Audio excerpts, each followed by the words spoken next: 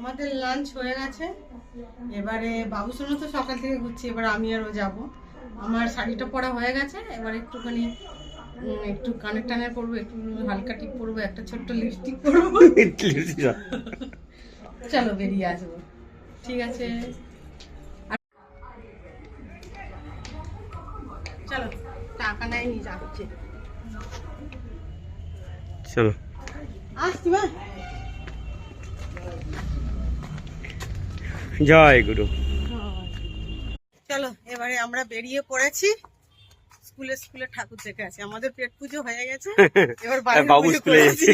এবার বাইরের পুজো।